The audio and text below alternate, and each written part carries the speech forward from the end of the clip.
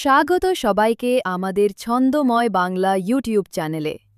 আশা করছি সবাই খুব ভালো আছো, সুস্থ আছো। তাহলে চলো আর দেরি না করে আজকের এপিসোড শুরু করি। একটা সময় ছিল, পশ্চিমের এক কোণে ছিল ছোট্ট সুন্দর গ্রাম শ্যামনগর। সবুজে ঘেরা, শান্ত আর সুখী এক গ্রাম। গ্রামের মাঝখানে ছিল এক দেবতার মন্দির, ভগবান জগন্নাথ। মানুষের বিশ্বাস ছিল, যদি কেউ জগন্নাথের আশীর্বাদ পায়, তার জীবনে কোনো বিপদ টিকতে পারে না। দূর দূরান্ত থেকে মানুষ আসত এই দেবতার দর্শনে। সবাই ছিল খুশি, কিন্তু সুখের এই ছবির উপর একদিন ছায়া নামল। একদিন এক বড় কোম্পানির ম্যানেজার গাড়ি নিয়ে গ্রামে আসে। চারদিকে সৌন্দর্য দেখে তার চোখ ছানা বড়া হয়ে যায়। এমন জায়গা পেলে তো কোম্পানি খুলে দিই, এখানে ফ্যাক্টরি হলে কত উন্নতি হবে। এই বলে তিনি চলে গেলেন। তোমরা যাও শ্যামনগর গ্রামে, সকল মানুষকে বোঝাও, প্রচুর লোভ ধরাও, কিন্তু ওই জমি আমার চাই, যে কোনো মূল্যে। তোমাদের যত টাকা লাগবে আমি দেব, কিন্তু ওই জমি আমার চাই।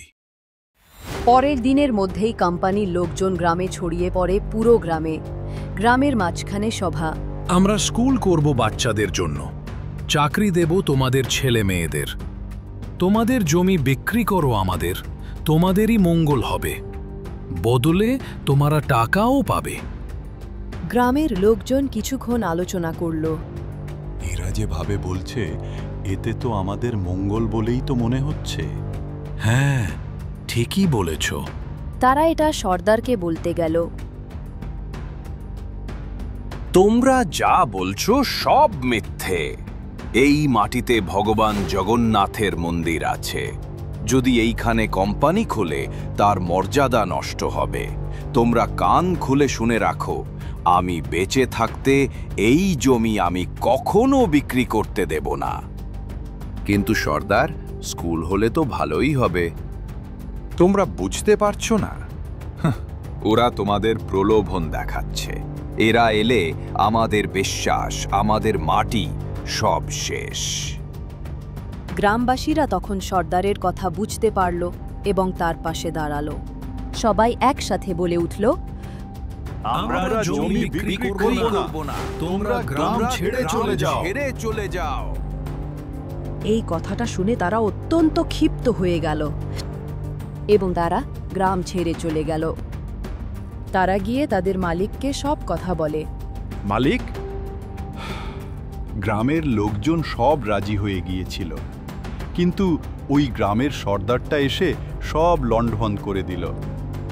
কি ওই সর্দারের এত সাহস যে কিনা আমার কাজে বাধা দেয়? তোমাদের দ্বারা কোনো কাজ হবে না। এবার সোজা আঙুলে ঘি না উঠলে আঙুল বাঁকাতেই হবে। পরের দিন মালিক অফিস যায়। তারপর মালিক কিছু গুন্ডা ভাড়া করে।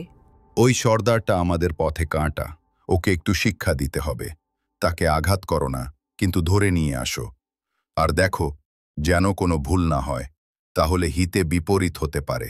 ওকে নয়, ওর মেয়েকে ধরে আনো, যাতে ওই সর্দার আমাদের জমি দিতে বাধ্য হয়। জি হুজুর, আপনি যা বললেন তেমনই হবে। সর্দারের মেয়েকে আমরা তুলে আনবই। এই বলে তারা গ্রামের সর্দারের বাড়ির দিকে রওনা হলো। চুপ, সর্দারের মেয়ের আসার জন্য এখানে অপেক্ষা করো, এলেই ওকে ধরে নিয়ে যাব। ঠিক আছে দাদা। সেই দিনে সর্দারের ছোট মেয়ে বকুল খেলতে বেরোয়।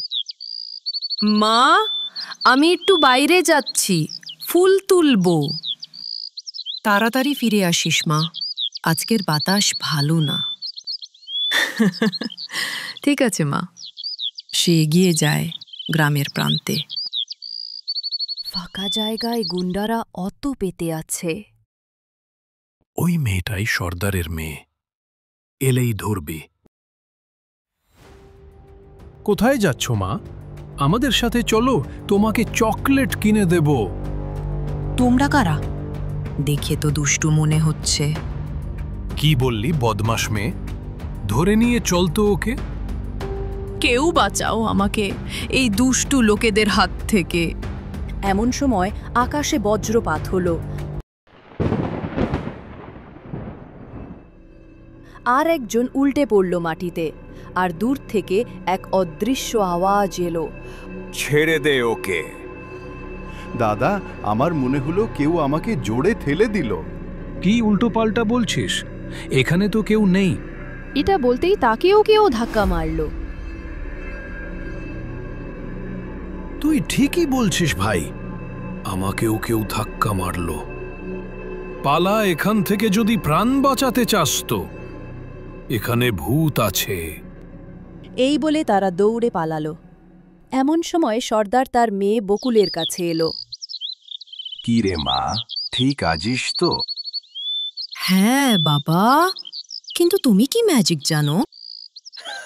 হ্যাঁ মামা, আমি তো ম্যাজিক জানি। তবে এবার বাড়ি চলো, আর তোমাকে কোথাও যেতে হবে না। ঠিক আছে বাবা। তুমি আগে চলো মা, আমার একটু কাজ আছে, ওটা সেরেই বাড়ি ফিরছি। বকুল তারপর বাড়ি ফিরে গেল। বকুল পরের দিন সভাতে গেল উত্তেজিত হয়ে। সবাই জানো, আমার বাবা কত ভালো ম্যাজিক জানে। কাল যা লোকগুলোকে মেরেছে না। এসব তুমি কি বলছো মা? আমি তো কাল কোথাও যাইনি। মিথ্যা কথা বলছো কেন বাবা? আমি সত্যি বলছি মা, কাল আমি সারাদিন ঘর থেকে বেরোইনি।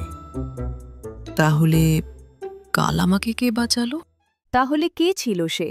জানতে হলে ও আমাদের পরবর্তী এপিসোড দেখার জন্য সাবস্ক্রাইব করুন। আর যদি এই এপিসোডের পরবর্তী এপিসোড দেখতে চান, তাহলে এই ভিডিওতে একটি লাইক করুন আর কমেন্টে লিখুন পার্ট 2। তাহলে আমরা এর পার্ট 2 খুব শীঘ্রই নিয়ে আসব। আর সবাই কমেন্টে লিখুন জয় জগন্নাথ। ধন্যবাদ সবাইকে। ভালো থাকুন, সুস্থ থাকুন। দেখা হবে আবার পরবর্তী এপিসোডে।